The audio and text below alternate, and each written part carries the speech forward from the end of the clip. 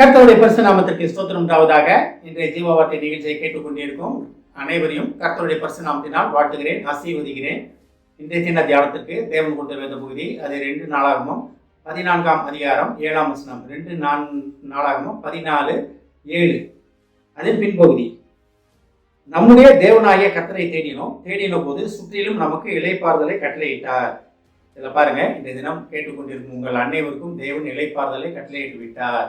இது நீங்கள் இன்றைய தினத்திலிருந்து தேவனுடைய இளைப்பாறுதல்னா என்ன ஏது என்பதை நீங்கள் உணர போறீங்க. தேவன் உங்களுக்கு இளைப்பாறுதலை கட்டளையிட்டு விட்டார். தேவனுடைய சித்தம் தான். நமக்கு எதிரிகளோ பிரச்சனைகளோ போராட்டங்களோ எதுவுமே இருக்கக்கூடாது.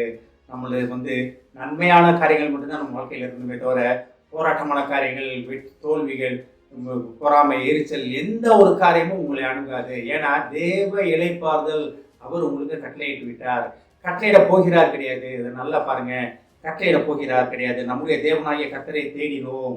அப்ப தேடின போது இன்னும் அழகா இருக்கு பாருங்க, சுற்றிலும் நமக்கு இளைப்பாறுதலை கட்டளையிட்டார். இன்றைய தினம் உங்களை சுற்றி இருக்க இடங்கள்ல, நீங்க இருக்க இடங்களை சுற்றிலும் உங்களுக்கு இளைப்பாறுதல் தான். நீங்க வேலை பார்க்க ஸ்தலமா இருந்தாலும் பரவாயில்ல, நீங்க வீடுகள் இருக்க இடமா இருந்தாலும் பரவாயில்ல, ஒரு படிக்கிற இடமா இருந்தாலும் பரவாயில்ல, நண்பர்கள் மத்தியில, வேலை பார்க்கிற இடத்துல, உற்றார் உணவுகள் மத்தியில, வெளியே நீங்க போக்குவரத்துமா இருக்கிற நேரங்கள்ல சுற்றிலும் இளைப்பாறுதல். இன்றைய தினத்திலிருந்து தேவ இளைப்பாறுதல். எப்ப தேவனை நீங்க தேடும் பொழுது, தேவன் உங்களுக்கான இளைப்பாறுதல் தருவதற்கு வல்லவராக இருக்கிறார். ஆனா தேவனை தேடாம கிடைக்குமா அப்படின்னா, அது தேவனை அறியாத மக்களும் இருக்கத்தான் செய்யறாங்க. ஆனா அதை பத்தி நம்ம கவலைப்படக்கூடாது. நம்ம தேவனை அறிந்த மக்கள், தேவனுடைய திட்டத்தின்படி நடக்க அழைக்கப்பட்ட மக்கள், தேவனுடைய திட்டத்தின்படி நடந்து உலகத்தை மாற்றுவதற்காக அபிஷேகம் பண்ணப்பட்ட மக்கள் நம்ம. அப்ப நம்ம எப்படி இருக்கணும்? தேவனை தேடுவதாக காணப்பட வேண்டும். தேவனை தேடினோம்னா முழு இளைப்பாறுதல் தேவன் தருவதற்கு வல்லவராக இருக்கிறார்.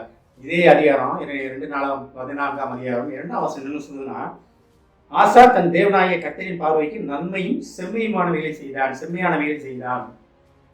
இந்த வசனம் ஆசா ராஜா தன் மக்களுக்கு சொன்னது, தேவன் உங்களுக்கு இளைப்பாறுதல் கட்டளையிட்டார், சுற்றிலும் இளைப்பாறுதல் கட்டளையிட்டிருக்காரு. அதெல்லாம் எப்ப நடந்துச்சு? ஆசா ஆரம்ப காலத்துக்கு முதல்ல தேவனை தேடிய போது. அப்ப ஆசா ஒரு ராஜா தேவனை தேடினதுனால அந்த முழு இஸ்ரேல் தேசமும் அமைதியாக இருந்தது. அப்ப நீங்க ஒருத்தர் முழு மனத்துடன் தேவனை தேடும் பொழுது உங்க முழு குடும்பமும் இளைப்பாறுதல்ல பிரவேசிக்கும், இளைப்பாறுதல்ல அவங்க உணர்வாங்க. அப்ப குடும்பத்துல இருக்க பிரச்சனைகள் காரணம்லாம் என்னன்னா, நம்ம தான் முழுக்க மனசு மாறணும். நீயும் உன் வீட்டாரமான கர்த்தரை செய்வீங்கள். அதுதான், அதாவது நம்ம தேவனை தேடும் பொழுது, தேவனை சேவிக்கும் பொழுது அவர் நமக்கு முழு இளைப்பாறுதல் கட்டளையிட வல்லவராக இருக்கிறார். அப்ப நம்ம என்ன செய்து கொண்டிருக்கிறோம்? அப்போ முழு மனதுடன் தேவனை தேடுகிறோமா? அதான் அந்த 7ஆம் வசனத்துல பின்பகுதியில பார்த்தீங்கன்னா, நம்முடைய தேவனாய் கர்த்தரை தேடினோம். அப்ப இந்த ஆசா ராஜா சொல்ற, நம்ம தேவனை தேடினோம்ப்பா. நாங்க இவ்வளோ போராட்டங்கள் மத்தியில், இவ்வளோ கஷ்டங்கள் மத்தியில நாங்க தேவனை தேடணும். தேவனை தேடின போது தேவன் எங்களுக்கு கொடுத்த பதில் என்ன அழகா இருக்கு கொடுத்துருக்காரு பாருங்க. தேவனை தேடினோம், தேவன் தேடின போது சுற்றிலும் நமக்கு இளைப்பாறுதலை கட்டளையிட்டார். அப்ப நீங்க தேவனை தேடிக்கிட்டு இருக்க ஒரு நேரத்திலேயே தேடி முடிச்சுட்டு வா, ஒரு வாரம் கழிச்சு வா, அந்த டைம் ஸ்லாபே கிடையாது, டைம் இதே கிடையாது. தேடின உடனே தேவ இளைப்பாறுதல் கிடைக்க போகிறது. இன்றைய தினம் இதை கேட்டுக்கொண்டிருக்கும் அனைவருக்கும் தேவன் இளைப்பாறுதலை நீங்க உணர போறீங்க. ஒரே ஒரு விஷயம் நம்ம செய்யணும், தேவனை தேட வேண்டும். முழு மனதுடன் தேவனை தேட வேண்டும். முழு மனதுடன், முழு ஆத்மாவுடன் தேவனை நம்ம தேடுவதற்காக தேவன் நம்மளை அழைக்கிறார். அப்படி தேவனை தேடும் பொழுது உங்களுக்கு என்ன பிரச்சனை இருந்தாலும் பரவாயில்ல. இஸ்ரேல் மக்களுக்கு இல்லாத பிரச்சனையா? அவங்க கானான் தேசத்துக்கு வந்ததுக்கு அப்புறம் அநேக படையெடுப்பு பிரச்சனைகள், போராட்டங்கள் தான். ஆனா ஒரு ராஜா மட்டும் தேவனை தேடின போது இந்த தேசம் இளைப்பாறுதலுக்குள் பிரவேசித்தது.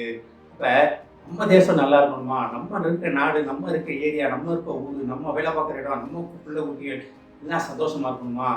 நீங்க தேவனை தேடுங்க. நீங்க ஒருவர் தேவனை தேடும் பொழுது தேவன் மிகப்பெரிய இளைப்பாறுதல் தேசத்துக்கு, உங்களுக்கு, உங்கள் குடும்பங்களுக்கு, உங்கள் அக்கம் பக்கத்திற்கு கட்டளையிடுவார். தேவனோட திட்டமே தான். ஆமென். ஜெபிப்போம். எங்களை அதிகமாக நேசிக்கும் அன்பின் பரலோக பிதாவே, நாங்கள் உம்மை தேடும் பொழுது, முழு மனதுடன் உம்மை தேடும் போது நீர் சுற்றிலும் எங்களுக்கு இளைப்பாறுதலை கட்டளையிட்டு விட்டேன் என்பதற்காக நன்றி ஆண்டவரே.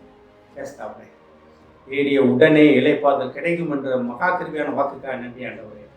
நாங்கள் இளைப்பாறுதலை உம்மிடத்தில் பெற்றுக்கொண்டு நாங்கள் சந்தோஷமாக அன்னையருக்கு சாட்சியாக இருக்க போவதற்காக நன்றி ஆண்டவரை. கேட்டுக்கொண்டிருக்கும் ஒவ்வொரு ஊரையும் ஆசீர்வதிக்கிறோம் அப்பா. ஒவ்வொரு குடும்பத்தையும் ஆசீர்வதிக்கிறோம் ஆண்டவரே. ஏஸ்தவனை குடும்பத்திலே திருமணத்துக்கு கட்டி தோழை முதுகத்தை தெரியுமாப்பா. ஏஸ்தவனை திருமணத்திலே ஏகப்பட்ட நிறைய தேவைகள் உண்டாண்டவரே. பெண் பிள்ளைகளுக்கு நல்ல ஒரு மாப்பிள்ளையும், பையன்களுக்கு ஒரு நல்ல மணப்பெண்ணும் தப்பனை உண்மை அறிந்த மணமகன் மணமகள் அந்த குடும்பத்துக்கு வரட்டும் ஆண்டவரே. அதன் மூலமாக அந்த வாழ்க்கை அந்த குடும்பம் இளைப்பாறுதல் பிரவேசிக்கட்டும் ஆண்டவரே. ஆசீர்வதிக்கும் அப்பா. இயேசுவின் மூலமாக கேட்கிறேன் நல்ல பிதாவே, ஆமென். கர்த்தர் உங்களை ஆசீர்வதிப்பாராக.